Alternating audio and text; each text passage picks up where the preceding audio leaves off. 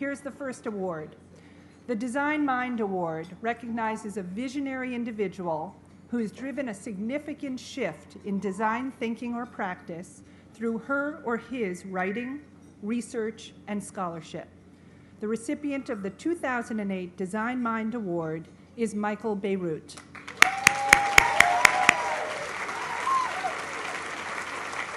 A partner at the renowned design firm Pentagram, Michael Beirut is recognized for his incredible body of critical writing and graphic design.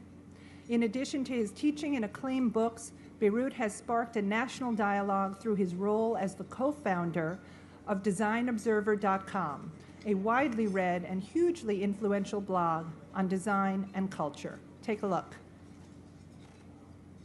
It's a big change to change a logo, but in many ways we were really going back to our heritage.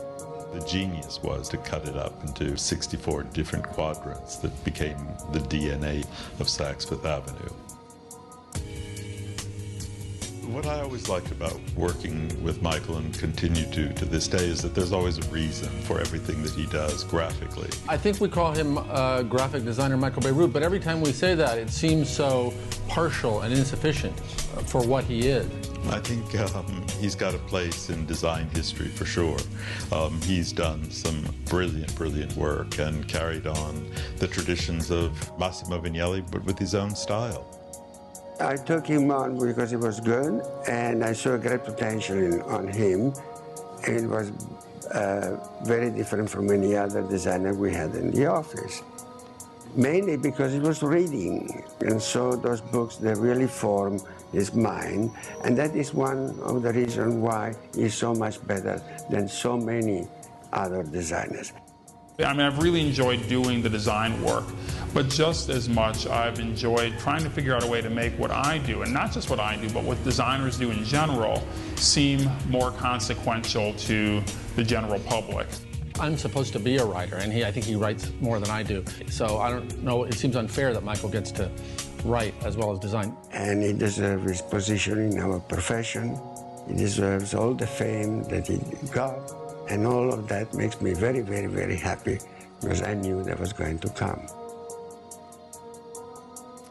Here to present the Design Mind Award is a man who I listen to every morning. He is the author and co-host of NPR's The Takeaway, John Hockenberry.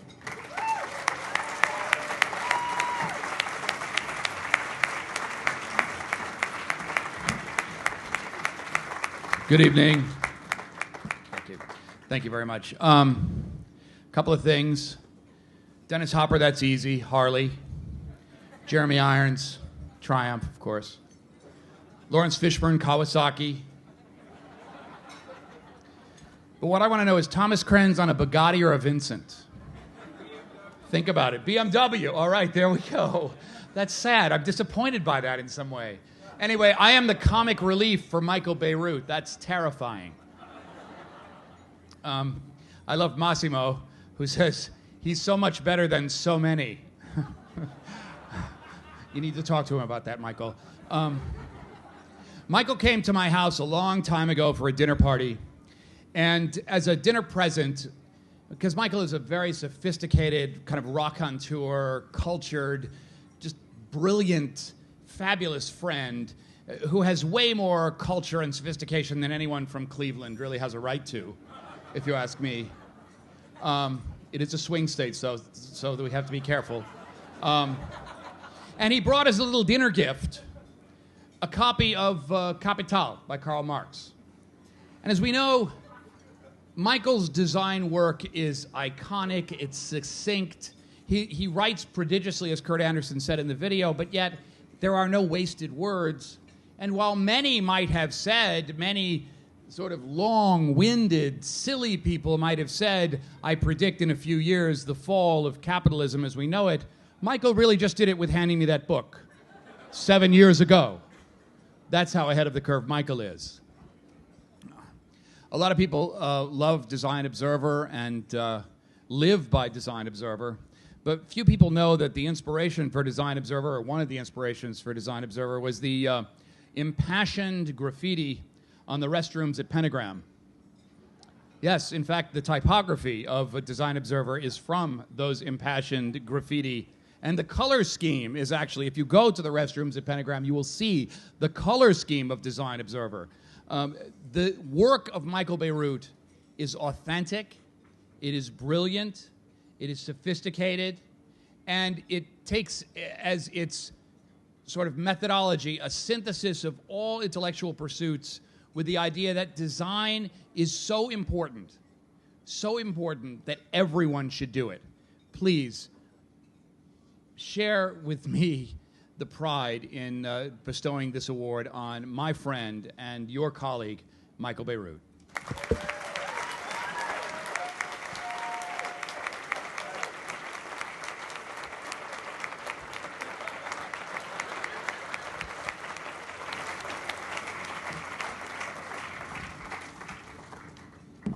John, thank you very much for that overwhelming introduction. I met my lovely wife, Dorothy, for the first time in 1972. We were both in the 9th grade. It was a party in the fall, kind of a night like this. A mutual friend was supposed to introduce us. And as Dorothy tells us, right before the meeting, she asked her friend, "This Mike guy, is he cute?" "Well," her friend said, "he's really smart." So it's appropriate that 36 years later, on an evening where everyone else is honored for creating things of extraordinary beauty, I'm receiving the Cooper Hewitt National Design Mind Award. So I'd like to thank the museum and this year's judges. I'm honored to have been nominated along with Bruce Nussbaum and Michael Sorkin, who have both inspired me with very different examples of professional thought leadership through the years. I want to thank my partners at Pentagram, who are here with me tonight and give me more support than they will ever know over the past 2 decades. And finally, I thank my kids, Elizabeth, Drew, and Martha, and especially my lovely wife, Dorothy, who 36 years ago somehow saw the design mind inside this not-so-cute-anymore guy. Thank you very much.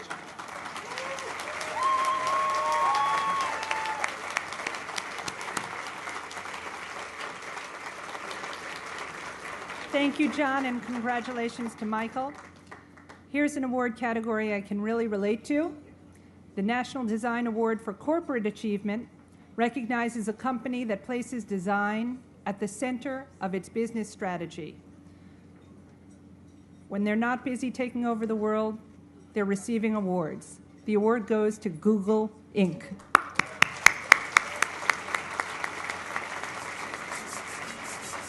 Oh, God, life without Google.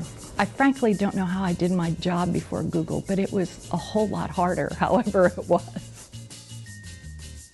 So we've come a long way since 1998. Google impressed me from the very first time I used it because of its absolutely simple homepage. Let me emphasize, it's really hard to make something simple online.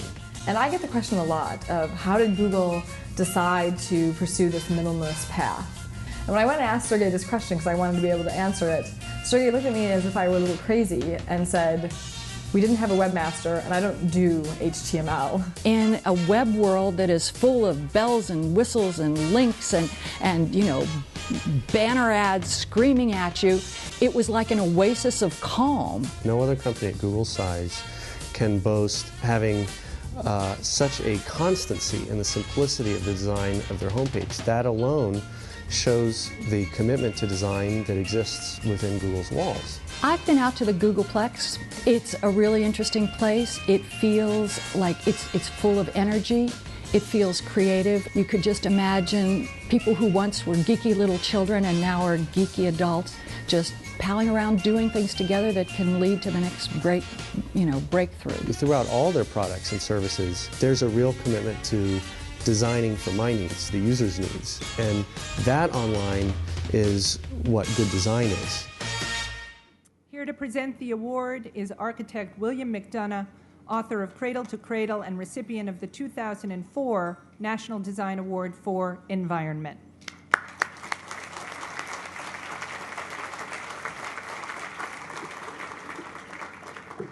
I have the privilege of working with Google, and I'm going to try and give a googly introduction. By marrying a simple interface with complex engineering, Google has transformed the way millions around the globe access information every day. The company has also rethought conventional notions of corporate culture and workplace at the Googleplex, its headquarters.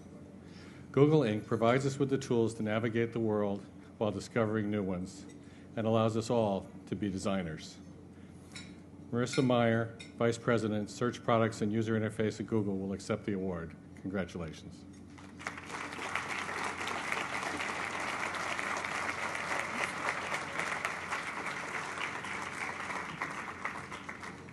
We're so thrilled to be recognized with this award. Google's mission is to organize the world's information and make it universally accessible and useful. And our approach to design is to focus on the user and focus on simplicity and make design decisions in a data-driven way that the web is really enabling for the first time. And the web is an amazing and exciting medium that we're getting to learn to do new things with in terms of design all the time. I've been lucky to be part of the design team at Google since almost the beginning, but obviously there have been a lot of people involved with Google's design, and I'm excited to have part of the team here to accept the award with me.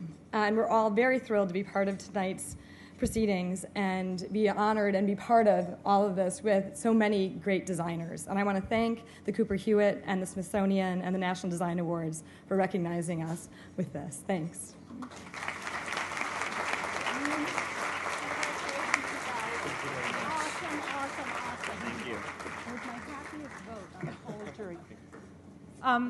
The award for communication design recognizes the impact of design on the ways that we look, read, and think. This year's winner for communication design is Scott Stoll. You'll know why I'm clapping in a minute. Scott Stoll's design studio, Open, is recognized for creating and translating the brand mandates of a diverse set of clients, including Good Magazine, Jazz at Lincoln Center, and two of my own brands, Trio and Bravo. Scott's work challenges us to continually refine and reinvent the way we exchange all of our ideas and information. Thing on the page or on the screen is doing something for a reason. Scott, I think in terms of Good Magazine, is certainly more than the designer.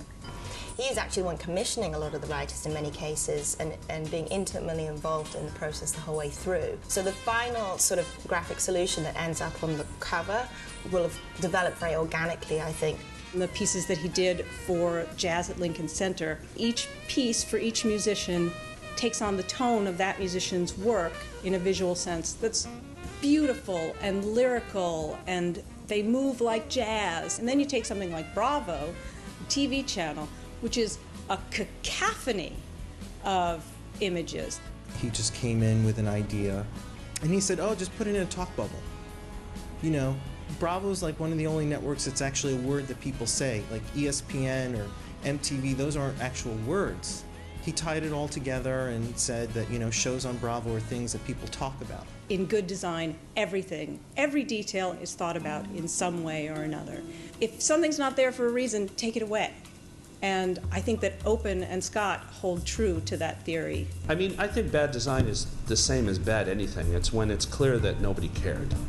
I mean, that's the bottom line. People notice. I don't know if they always know that they notice, but people notice when you care, I think. It makes a big difference.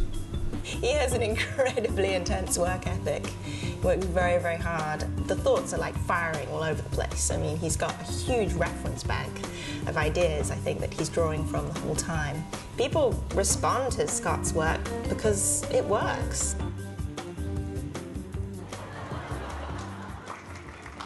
Here to present the Communication Design Award is the newly inaugurated president of the Rhode Island School of Design, John Maida.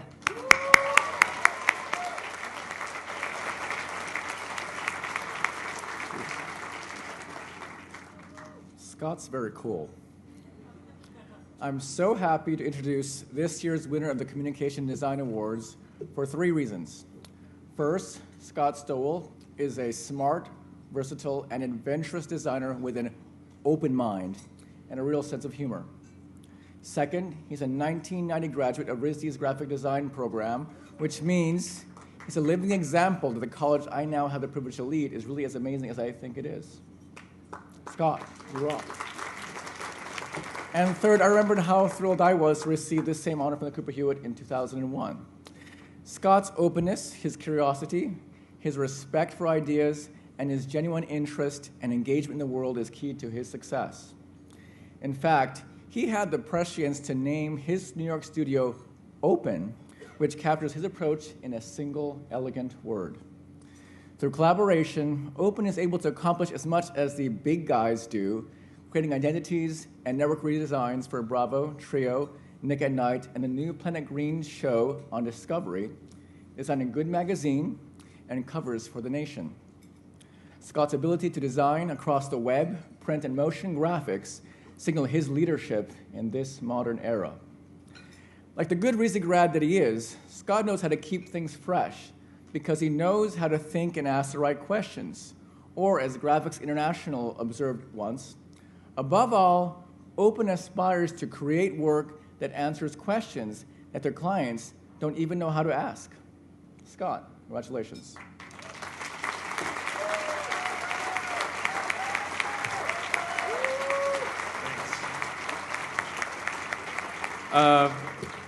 Wow. Thanks, John. Everybody relax. I'm going to be up here for a while.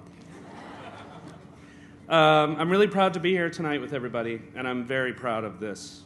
I'm going to thank some people first, and then I have a little story to tell you.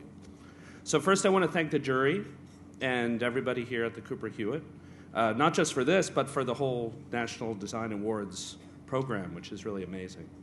I would have to thank everybody who works at Open and who ever worked at Open with me. Most of them are already drinking in the after party. Because without all their hard work, I just wouldn't be standing here. I have to thank all of our great clients for the opportunities they've given us, which are just amazing. And finally, I have to thank my girlfriend / significant / silent investor, Carmen Moraes, without whom I would have gone crazy a long, long time ago. And my mom and dad, also in the after party. First for making me possible, and then, or making me, I guess, and for letting me know that with hard work, pretty much anything can happen. So here's the story part. Earlier this year, I got a phone call, and I was asked, quote, "Would you be willing to accept the honor of receiving this award?" And my reaction was, is that a rhetorical question? I was shocked, actually. And later, when I found out who the finalists were in this category, I was even more shocked because Kyle Cooper and Stephen Doyle, wherever you are both clearly more qualified to be up here than me. But I was also shocked because I never thought that what I do was anything out of the ordinary. For me, designers just like to make things that we like with people that we like. And for me, design is just a way that we can talk to each other. If we have something interesting or funny or meaningful to say, then we can help people make choices that can make things a little bit better. So these days you hear a lot about design changing the world, but that starts with each one of us having something to say and saying it clearly and with honesty and with respect. So I think if we remember to do that, all of us, and work hard, one morning we'll all wake up and look around and realize that all that time when we're worrying about changing the world, it already happened. So let's get to work, and thank you.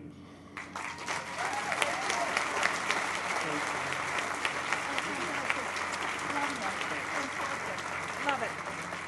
The best thing about Scott's company name Open is that the company email address is open.com was taken. So creative Scott Stoll, it's Scott Stoll at notclosed.com. So there you go. Architects today are pushing the boundaries of discipline and interpreting space in new ways, transforming our homes, our cities, and our public places in ways that have never been done before. The winner of the 2008 Architecture Design Award is Tom Kundig.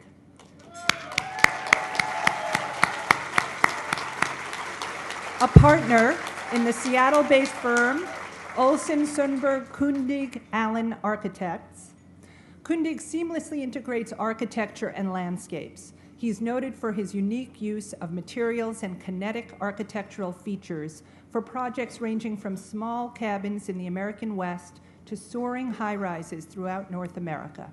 Take a look. Tom is a great architect when it comes to site. He is a nature or outdoor enthusiast. And to combine that with a respect for the site, a sensitivity to the climate, a sensitivity to the movement of the sun, to light, to wind, to how a building sits in the landscape, that the materials are tough. And that's what gives the work its edge. Certainly to work with Tom involves a sense of adventure and a sense of artistic risk. He loves to leave steel raw. The making of something is actually beautiful just the way you make it. It doesn't have to be ground smooth, or it doesn't have to be polished, or it doesn't have to be overly fussed. That roughness is balanced by the beauty of the details, the elegance of the proportions, and it all works together. They're not cold, they're quite animated. So you do see gizmos, you know, whether it's moving windows or operating oversized doors. He's retaining the direct, felt, phenomenal relationship between the hand and the muscle and the weight of a body moving in space. He's already at a very young age accumulated a remarkable body of work, and we'll be thinking and talking about it for a long time.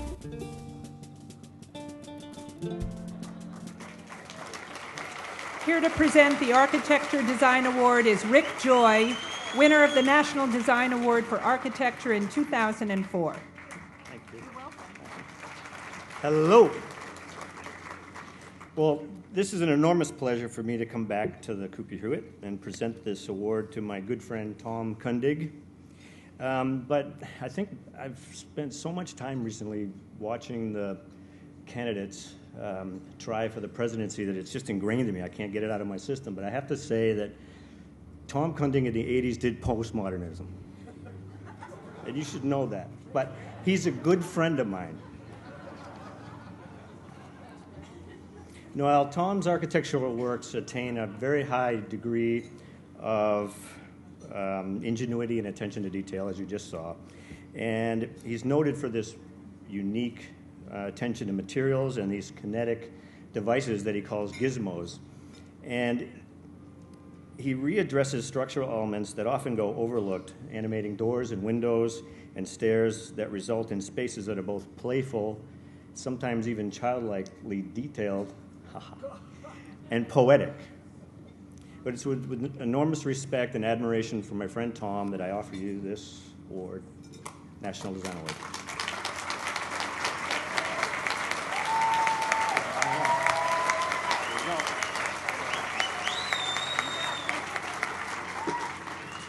It looks like a twisted cam. Well, 3.5 years ago, I was sitting in the audience there, and I was waiting for the announcement. And those years, the winner was announced, and Agnes Bourne leaned across the table and said, "Tom, if you win, it will be like Seabiscuit."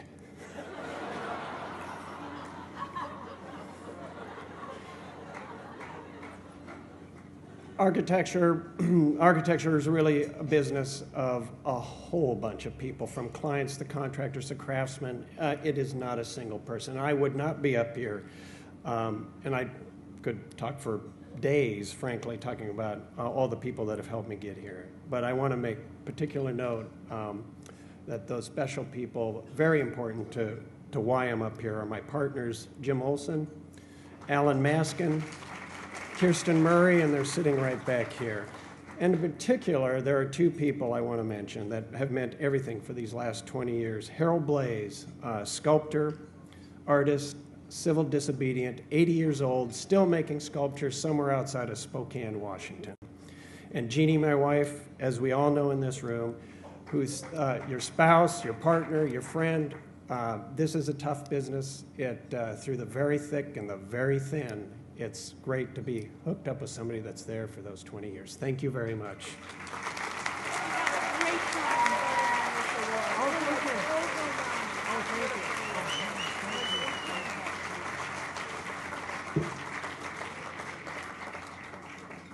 I keep stopping each of them because the voting process of the jury is an incredible process, and it was so difficult, and it was so thrilling and heartbreaking at the same time to come to a decision, and it's just great. And the Architecture Award was spectacularly difficult and heartfelt.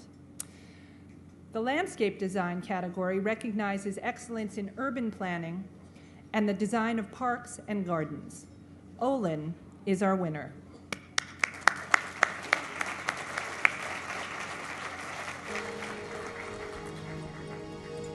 People come to them to sit, to stroll, to meet, to sometimes be in a group, to sometimes be alone. These are not just places that look good, they're places that are loved. So I've had so many people come up to me and say, you know, oh, Mr. Meyer, we went to the Getty, we spent the entire day, and we never went inside. And that's the kind of place it is. It has something for everyone. What separates landscape architecture different from all other arts is that we get involved with living things. Public landscapes often appear undesigned because they take on so many attributes of nature. The most rewarding projects are the ones where people feel that it was inevitable, that it must have just happened. A good landscape architect, that's their trademark. If we can bring different people together in a space that we've created, we are successful. By having a diverse population of designers in this studio, it allows us to fill that opportunity much more readily. When you have to do a Bryant Park or a Columbus Circle or a Berlin Jewish Holocaust Memorial, these are very complicated projects. The scale of urban design is different. The time frame is different.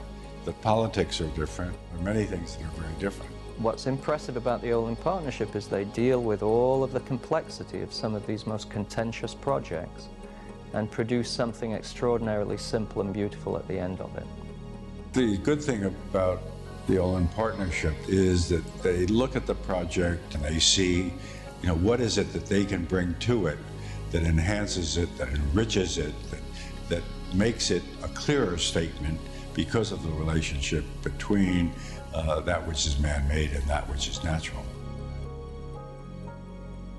Here to present the award, you heard the mayor speak the name before, is Adrian Benepe, Commissioner of New York City's Department of Parks and Recreation.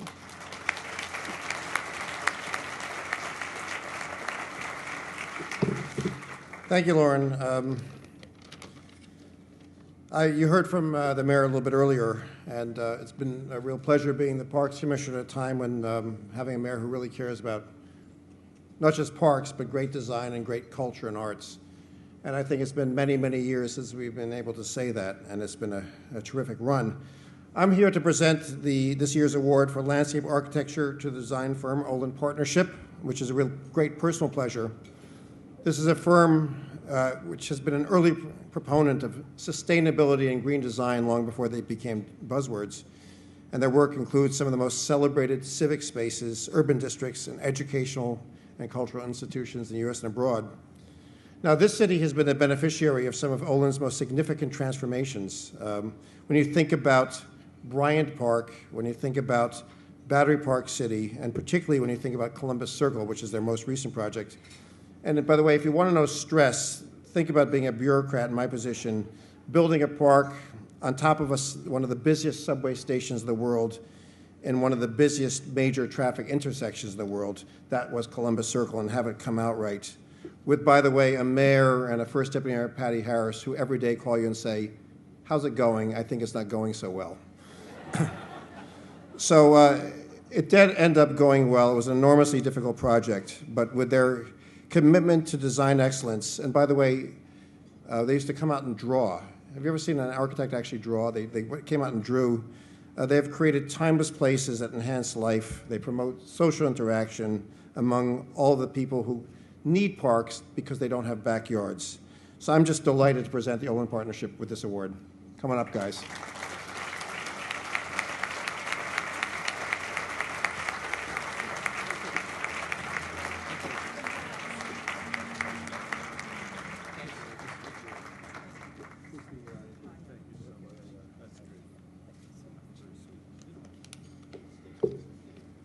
Thank you so much.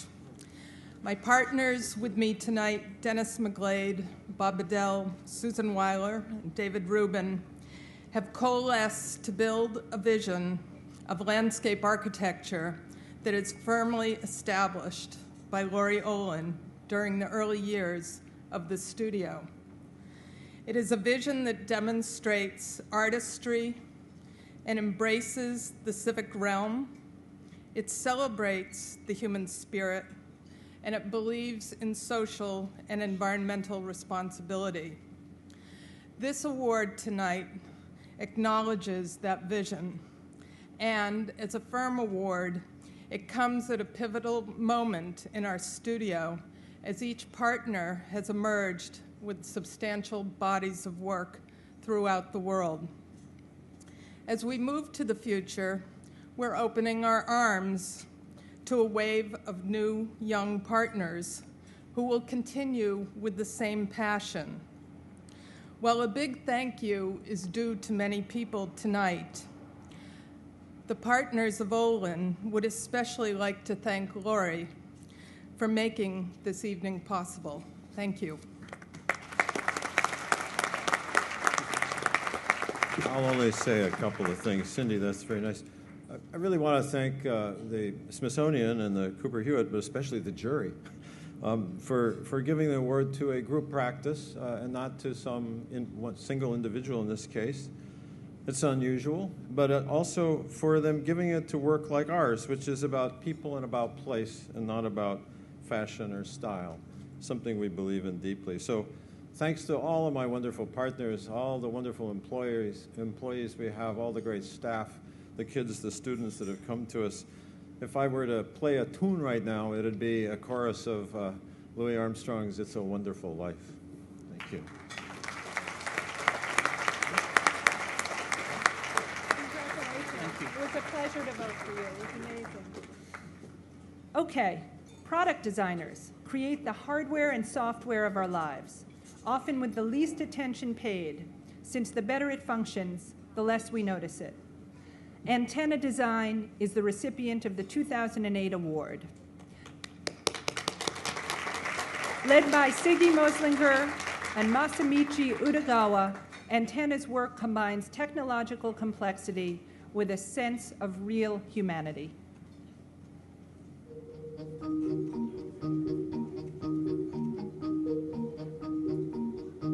Antenna design goes far beyond the usual parameters of what we consider design to be. There's always a dimension of interactivity, and that dimension always says something about the way people relate to each other. I mean, a lot of the work that they do is quite intellectual in terms of museum and exhibition work, conceptual work, urban planning work, and the combination of all of those things together. And you don't get that from a large practice. Here you have this machine that has to sit in the subway day in and day out and function and take all sorts of abuse. It anticipates how it's being used in some sense. This is a truly humanitarian production. Oh my God, it worked. Yeah, we were afraid, what if people really hate it and we have to move away because we cannot escape the consequences. Yeah, seriously, we imagined something like that. One of my favorite projects are the flowers that bloomed at Bloomingdale's. It was timed in such a way that often the pedestrians weren't aware that those flowers were rising and falling behind them and that they were generating this dynamic, beautiful pattern. If you do an experimental project, you can take risks because there's something sort of quick and you get immediate feedback. They're able to work with everybody from small art galleries to gigantic bureaucracies, and that takes a very special kind of temper as a designer.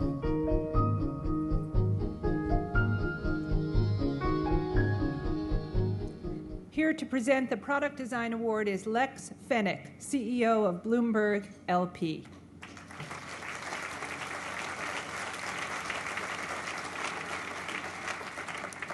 Ladies and gentlemen, good evening. Led by Siggy Moslinger and Masamichi Udagawa, Antenna's work combines technological complexity with a sense of humanity.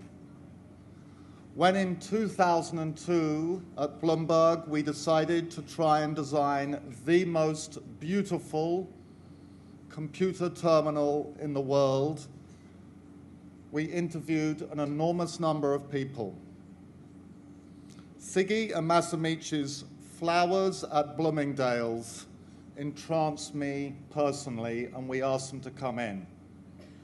After a brief conversation, not only did we decide that these were the people for us to help us design the most beautiful terminal, but also because they were such incredibly nice people to work with.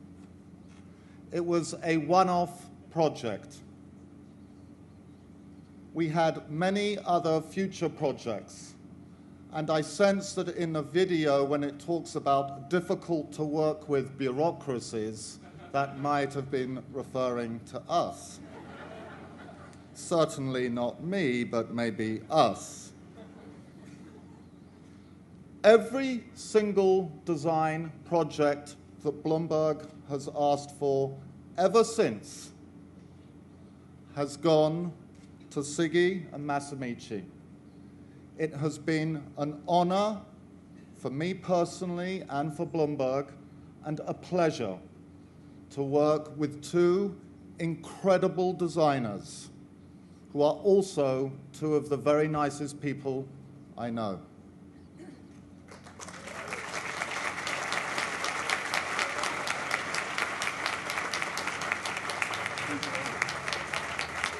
Thank you very much. Very much. What can I say? It's great. Thank you for having us here. Thank you for organizers. And, well, what do you want to say? First of all, we would like to thank all the people who have worked with us over the years for their dedication and for bearing with us. I don't think that's always that easy. And well, the most importantly, as our name of let's say name of our occupation says, industrial design. It's not single-handed artistic activities. It's industrial activities for commercial end and the public end. And we just perform one part of it, and the credit should go to everyone involved in the project, especially the champions of design initiatives, such as Lex and many other of our clients who entrusted us, despite the fact that we are such a small company in New York City, obscure place. But nevertheless, we thank very much everyone who supported us for this 11 years in practice, and I hope to, we hope to continue our practice successfully. And what do you think? we'd also like to thank New York for having been such a great city and giving us so many opportunities. Thank you.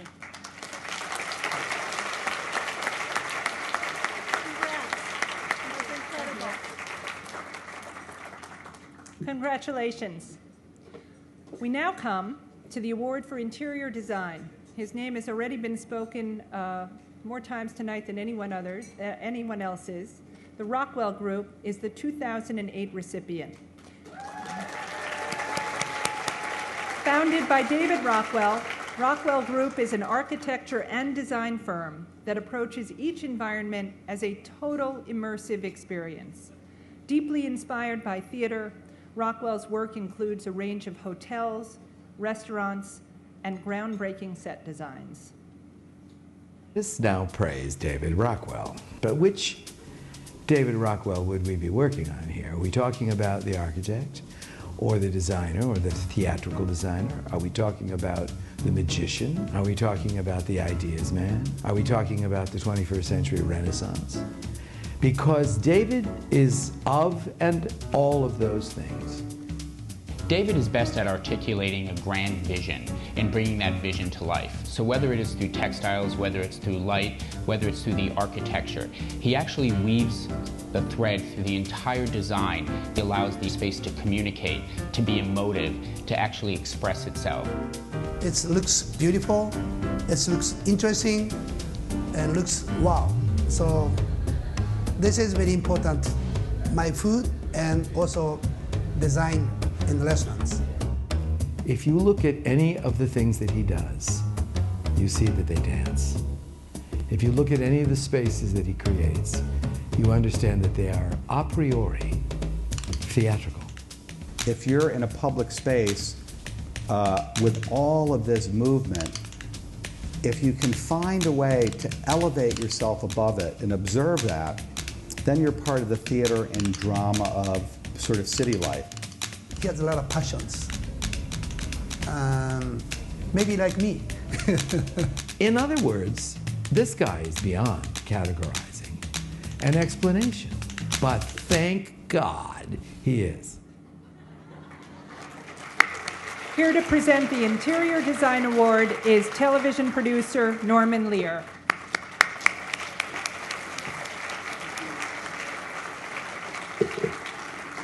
Thank you very much. I want to start by thanking my parents for making it possible for me to be here. I love being here. I'd have called, speaking of my parents, I'd have called my mother to tell her that I'd been asked to attend this glorious event and particularly to introduce this wonderful man. And I know exactly the reaction I'd have received because I called her some years ago to tell her I had just gotten a phone call that told me that I was being inducted to the first Television and Radio Hall of Fame. And with such people as David Sarnoff and William Paley and Milton Berle and Lucille Ball. And there was a pause and she said, listen, if that's what they want to do, who am I to say? But I will never forget the circumstances that led to my meeting David Rockwell. It was a Tuesday morning, I believe. I was about 16 minutes into my workout, walking on my treadmill at about 3.6 miles per hour at a 10-degree angle, with a television remote in my hand, poking around the channels and looking for something that might hold my attention for some 40 more minutes. I happened on a show called Pinnacle, which that morning starred the man I'm presenting to this evening, David. I know our culture isn't accustomed to hear one man saying this of another, but it was love at first sight. Actually, somebody started to applaud there, that's it. Actually, it might have taken some minutes, but there is no phrase that describes what happened better or certainly more arrestingly. So it was love at first sight. David was talking about his work, his art, his family, his life. In 30 minutes, I had the measure of the man, his passion, dedication, vision, creative spirit. Without even looking into his eyes, I could see the soul of the man. I had trumped George Bush with Vladimir Putin, if you recall. And now I just had to meet him, and I called the Rockwell Group and was coming to New York. And I was immensely flattered how quickly he asked me to join him a few days later in New York. And I went to his digs. The Rockwell Group occupies several floors in a building not unlike the man himself. It's tall, it's slender, it appears well used, shaggy, welcoming. We met and hugged before we shook hands. And that's the way it happened. And I leaped at the opportunity to tell the story as it happened because I think often the bonds that can exist between men are not sufficiently celebrated. I'm talking about more than just appreciating the other fellow's art and accomplishments. I certainly do that. David has built a design firm from the Rockwell Group that in his own image, and I honor, as you do, their work in architecture and stage design and everything that had been mentioned in the film that preceded me, as well as the work you honor this evening for his interior design.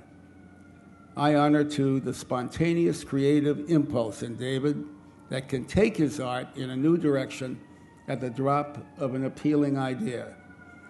David knew when we met that my wife and I had purchased a copy of the Declaration of Independence, that we intended to travel.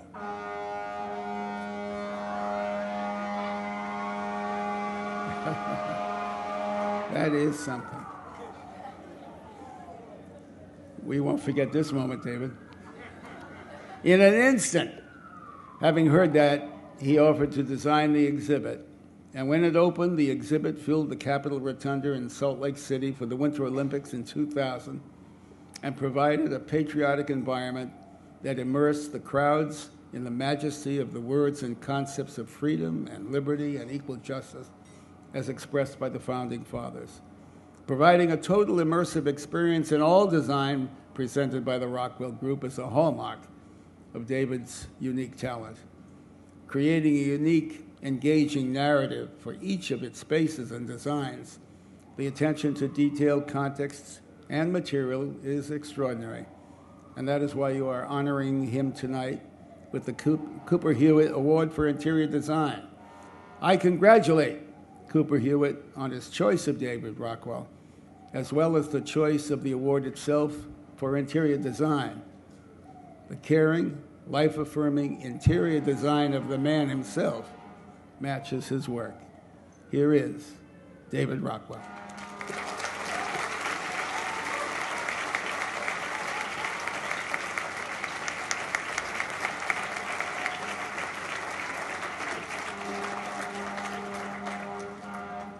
That's dramatic. Well, who or what could top that? Norman, you're the most extraordinary friend imaginable. Norman is smart, incredibly funny, generous beyond words, as is his wife, Lynn, and I want to thank her for coming here as well. And for the very few who may not know it, and I think most of us do, Norman is one of the most passionate advocates of the democratic ideal in our lifetime, and we're lucky to have him here. I want to send my love to my wife, Marcia, who's the best possible partner you could have. And I want to say thank you to the Cooper Hewitt. I do think it's a miraculous institution, and I think it's worth noting the particular brilliance of what they do. You balance a deep respect and curiosity about the past, and anyone who's seen the extraordinary wallpaper collection knows exactly what I'm talking about. And you balance that with a curiosity and a drive to think and dream and engender ideas about our collective future as designers, and we're lucky to have you. I want to acknowledge everyone at the Rockwell Group who's put up with me for the last 23 years. A good portion of them are back there. I'd love to have them stand up just for 1 second to be acknowledged.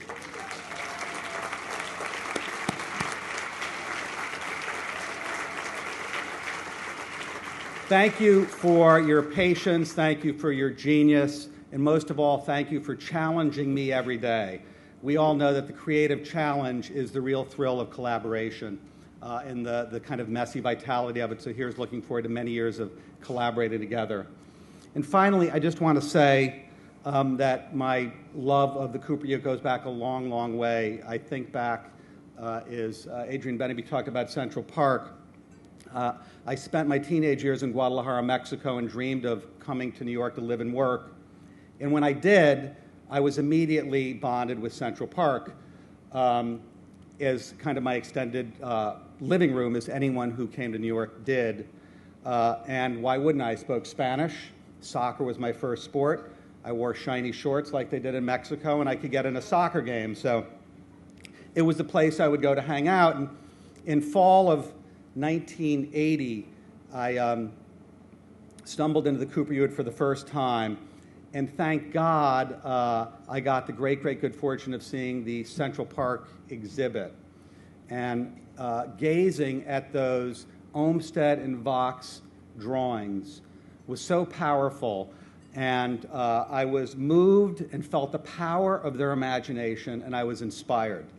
And I don't think as designers we take the time we should to recognize that, in fact, design has that power. The best design does inspire us. By definition, as designers, we're compelled to live in the future as well as the present, driven by a vision of how a world could or should be. And now, as 12 days away from the next election, clearly change and transformation is the order of the day.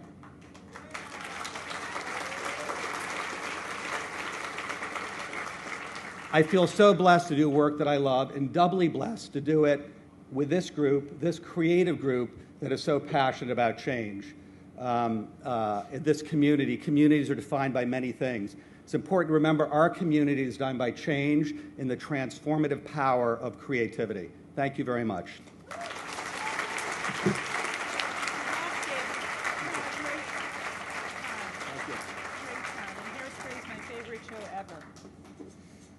Okay. Here's another great one. The Fashion Design Award celebrates one of the most personal and most public forms of design expression, the clothes that we wear.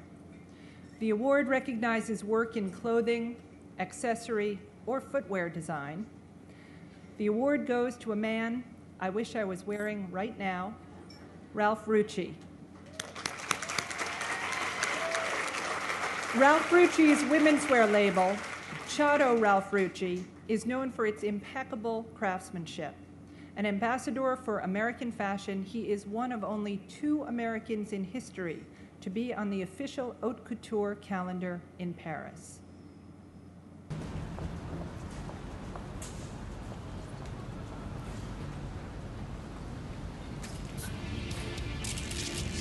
In 2002, he was the first American designer to be invited to show his couture collection in Paris. No other designer has achieved this since the 1930s.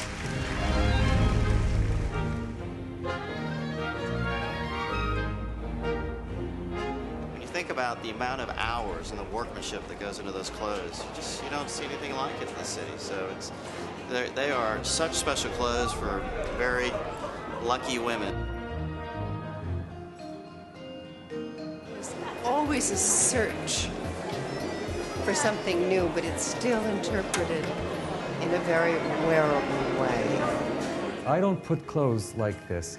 Look at me. These don't go to a red carpet. These go privately to homes. I'm proud to say. He has the precision of an architect, but at the same time, he has the artistry of a painter. You need people like this. The minute we met, within 5 minutes, I thought I knew him for 1,000 years. It was something that the 2 of us understood each other. We became friends. On n'a pas des choses aussi magnifiques et aussi bien finies, des finitions incroyables. C'est exemplaire, ah, la oui, définition. Oui. C'est vraiment pour nous, c'est un honneur de travailler pour lui. C'est qu'il apprécie aussi notre travail, mais... Hein?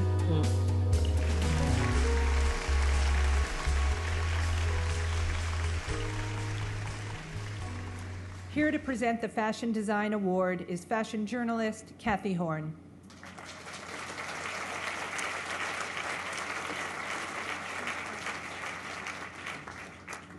Good evening, everyone. I first met Ralph Rucci in 1987 in Detroit, actually at Hudson's department store.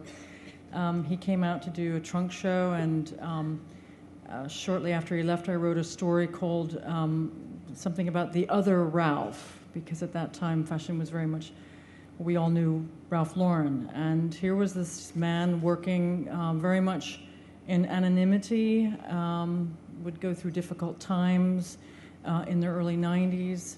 And then almost suddenly, he decided to show his clothes in Paris. He was showing in New York, and he had an incredibly loyal following. among journalists and clients, and certainly the stores like Neiman Marcus. I think of Joan Kaner, the buyer at fashion director at Neiman Marcus, huge fan. But he decided on his own to show in Paris.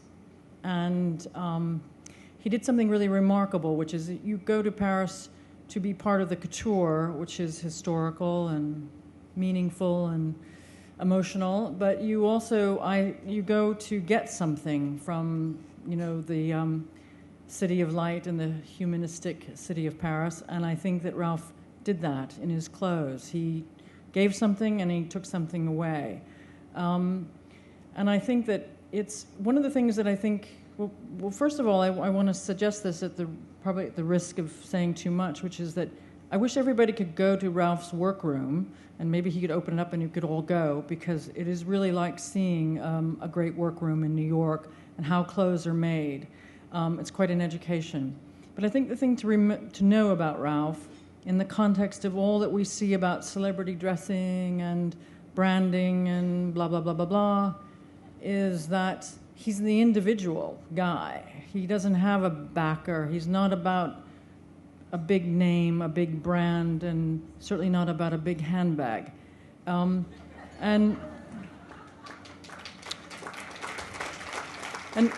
I know many of us are grateful for that when we walk down Madison Avenue, not to be bumped by a handbag. But I think that's something to remember, and it's important why he's being honored here tonight, the individual mind. Ralph, congratulations.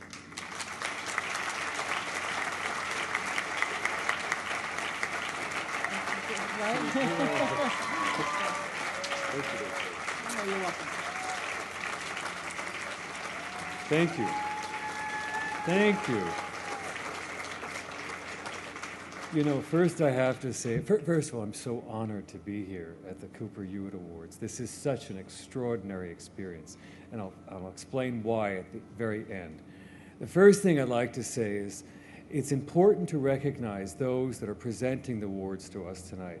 Kathy got it a little bit wrong, and she won't like that, but we met. I was doing a trunk show in 1986, not 87, in Bloomfield Hills, Michigan, in a little teeny chiclet store in a mall. And Kathy was at the Detroit Free Press, and she was sort of starting her career as I was.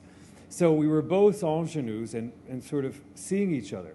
The piece that she knows but she forgets because we just live life is the most extraordinary thing wasn't that she wrote an article called The Other Ralph, but that night my flight was canceled back to New York. And I'm in the Detroit airport with trunks. Flights are canceled. I can't get into the hotel because they're all filled, and I sleep in the airport. But I show the Delta girl at the desk the article that Kathy had in the paper. And they took my trunks, and I was able to sleep in the airport without worrying about the trunks. Okay. And thank you, Kathy, for that, in case you didn't know. It's a true story. Okay. I'm honored to be here. I'm honored to be in a category with two other gentlemen, Tom Brown, who has changed the way you look at American men's fashion, and the young Zach Posen, which is the future of our fashion in America in terms of... Yeah. I'm honored also because I don't think about awards because I have so much to learn, and I live that every day. I wouldn't be able to stand here unless there's a woman that has worked with me for 30 years, and I accept this award in her honor. She allows me the space so that I can work and not think about all the horror. Her name is Vivian Vanetta. Those that know her, and I honor her with this award. I thank you, and I'm humbled because also in this extraordinary design profession of interiors and architecture and landscape design, for fashion to come out of the closet and to say, in a way, it's a profession that has artistry to it, is quite extraordinary, and I thank you for recognizing that.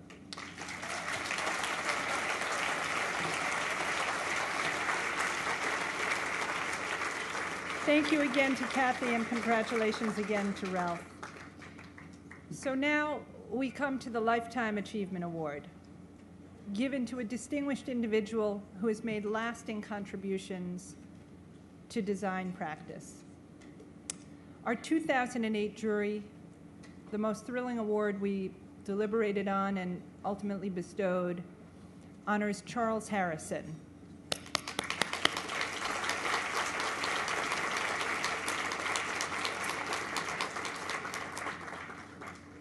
It's an interesting story why it's not a household name, even though there's not a household here that doesn't have one of his designs in it.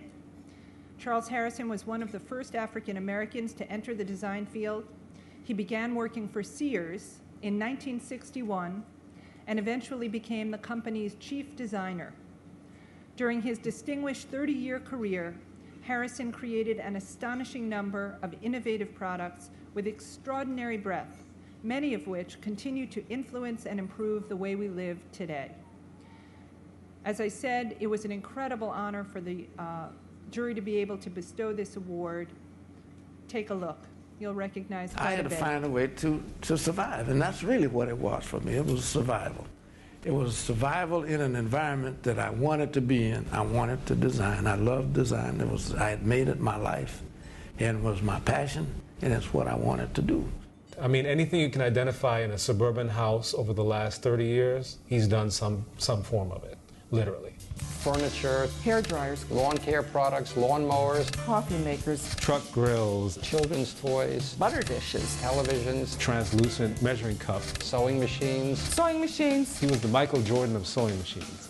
The point is that these products were everywhere, and they were the things that most people engage with. Certainly, he put his stamp on everything that Sears did during the time, the 30-odd years he was employed there. He graduated from the School of the Art Institute and began his career first as an employee of his former professor Henry Glass, and then working for Ed Klein and Bob Podell before he actually began work at Sears. He was working for Sears as a freelancer because he couldn't be hired by Sears for several years. They saw the skill that he had, the ability he had, and said, "We want your ability, but we can't hire you." I had a very difficult time getting employment after graduating from school. And I happened to know that I had to be at least as good or better than other students. He could have continued in a small design firm, but Sears actually did much of its work in-house, and that was a very rare opportunity for a designer. So he ended up in the right place. He was the first black executive to be hired by Sears at a point where they were ready to have someone, to accept someone of his color who was able to perform, but they may not have been ready to open the doors to everyone. And they allowed him to really flourish. I think one of the reasons why he was very successful is that he was really designing for the masses. He wasn't designing for the Rockefellers. Well, Chuck would tell you he's most proud of his trash can. Refuse container. That product was important because it stopped the rattle and bang of the noise of the garbage men in the alley in the morning when they were taking those garbage cans out and waking people up with the noise. Just by the nature of my discipline, I'm always looking for opportunities to improve things, you know, and I want to be on the forefront of that, be a part of it. You know, you could drop it from a helicopter with a frozen container of ice inside and it wouldn't break. You know, Chuck sees the everyday person as a person of value. That's what it comes down to. When he talks about his approach to design, it really is grounded in the notion that everybody's intelligent, everybody has needs, but that philosophy actually is grounded in his life. I see him as somebody who was like a lot of his contemporaries, someone who really loved design, who was good at it, and who really wanted a chance to do it. He's now giving back in the way that, you know, certain things were given to him. Professor Harrison brings all of his personality into the room with him. That's the easiest way to say it. What I see and what I've heard from his students, and I'm one of them, is that he gives them the knowledge and the ability to be able to walk into a job day one and begin contributing. That's really important. They have to have a desire to help, a desire to give, and to make a contribution to mankind, to human beings. I think this is essential. Here to present the Lifetime Achievement Award is American icon and entrepreneur Martha Stewart.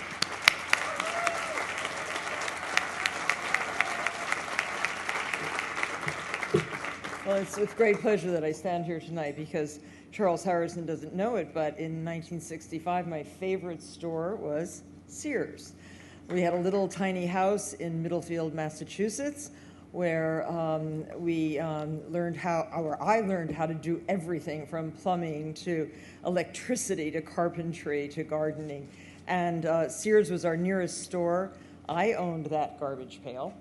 It wasn't because I could drop it out of a helicopter and it wouldn't break, but it kept the raccoons out. And I had that sewing machine with which I sewed my bedding and my curtains and my upholstery covers, and it was a phenomenal sewing machine, and all the craftsman tools which allowed us to do our carpentry and build our kitchen cabinets and everything else. And it is just a fantastic thing for me to be standing here today to give this award. Always conscious of consumers' needs, Charles Harrison worked tirelessly and in relative anonymity to design household products we not only know and appreciate, but continue to use each and every day. He once said, "It's not necessary to have your name on the marquee to make a contribution." And make a contribution he has, more than 750 individual contributions, wonderful products. From the iconic Viewmaster, which we all used as children and enjoyed so much, and our children have used them, and the sewing machine to the plastic garbage can and beyond, he has enhanced the quality of life for countless Americans with his thoughtful designs. I'm delighted that Charles Harrison is receiving the recognition he so richly deserves, and I'm honored to present the 2008 National Design Award for Lifetime Achievement to such a prolific and talented designer. Congratulations, Charles.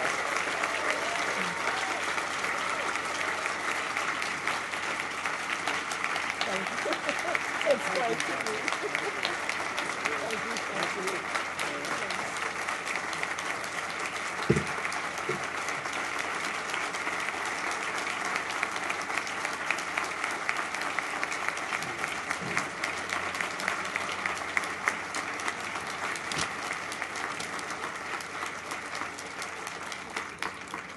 Thank you. Thank you. One of the great benefits of being the last on a program of a astute group of designers like you've heard tonight is that they've said everything there is to say about design. So all I have to do is take this award and say goodnight. But actually, though, I feel that I thought I'd never receive this kind of recognition on an award like this. That's just straightforward how it is. And there are, it's important for me to acknowledge a few of the people who made it possible for me to be here tonight. And you've heard this before, but my parents and my brother gave me the will, the courage, and the tenacity to pursue a dream. My wife and my son, who's here tonight, gave me the love and support during the tough times when I needed it. My professors and my employers, Henry Glass, Joe Palmer, Ed Klein, Bob Padell, and Carl Bjornkrantz, provided a place for me to develop and practice my craft at a time in America when including people of color was uncommon. And I'd like to take a moment for a special salute to the National Design Awards in the Cooper Hewitt Museum for their education dimension and effort. Education is my passion at this time in my journey. I've become convinced through my experience that support from parents and community are the most important components for design students during their education. And the Cooper Hewitt National Design Education Program is very special in supporting that direction. And last, yes, I think that's what it is.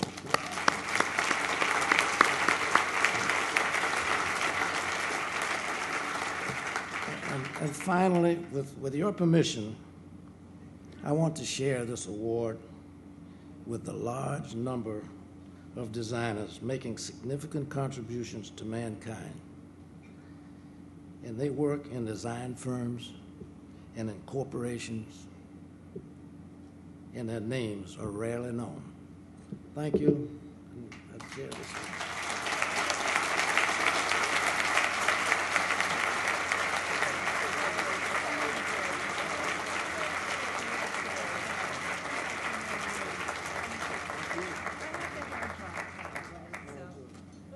I had all that stuff from Sears too, and I didn't learn how to use it as good as Martha Stewart. I don't know what. And we had the hair dryer and the whole thing, so don't know what happened. Okay. We now bring our program to a close with one last award. It's the presentation of the 2008 People's Design Award. But first, the museum wants to thank the media sponsors for tonight, close friends of ours, El Decor, Met Home, and even closer friends of ours at my work, WNBC Channel 4.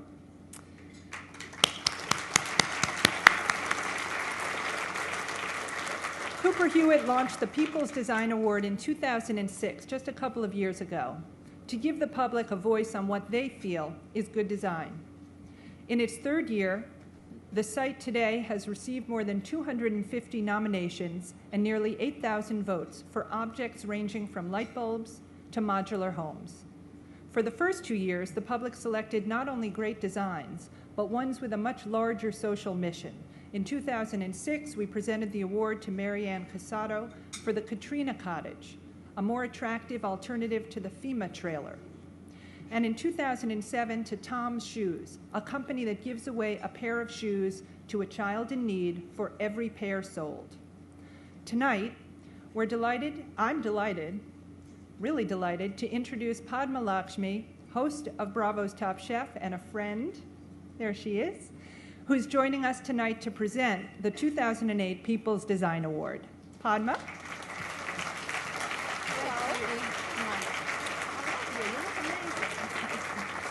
Good evening. I'm really pleased to be here to present this award. The People's Design Award is part of a wide range of Cooper Hewitt programs and events that engage all audiences with design. As part of the National Design Week, Cooper Hewitt gathered tonight's winners to reflect on the state of contemporary design in America. Business leaders discussed the impact of design on their companies, and over 400 New York high school students gathered to meet with today's leading designers and design colleges to discuss careers in the field. And now, for the People's Design Award.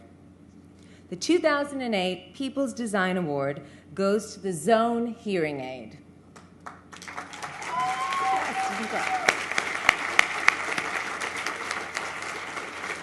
The Zone hearing aid transforms that beige, shapeless, traditional hearing aid into a dynamic, sculptural object that ergonomically embraces the geometry of the ear while still taking advantage of the latest technology to provide the highest audio quality. Most hearing-impaired patients wait up to, I'm told, 8 years before being fitted with a hearing aid because of the perceived association with disability and weakness. The Zone turns the hearing aid into a coveted, high-performance design object. Here to accept the People's Design Award is designer Stuart Carton.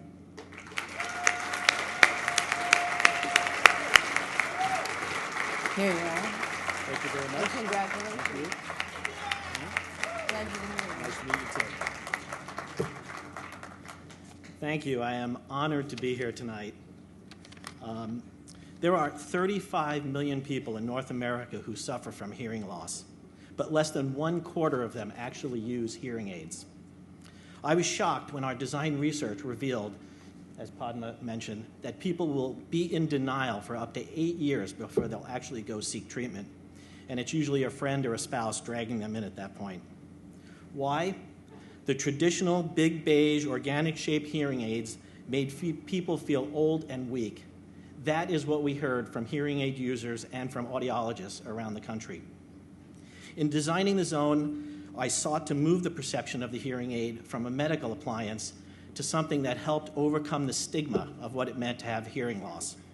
And I believe this award from the public is a tremendous validation that the zone has achieved its goal. Tonight, on the behalf of all hearing aid users and the audiologists who share their insights with us, my client and the manufacturer of the zone, Starkey, my team back in Los Angeles, and all the people that voted for us, and especially to the Cooper Hewitt for your ongoing support for design that enriches people's lives, I thank you.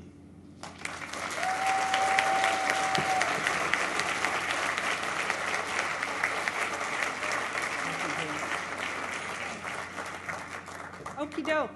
That was amazing. These designers are doing incredible things, and I'm really glad, the museum is really glad that the people's vote choice is now a part of this.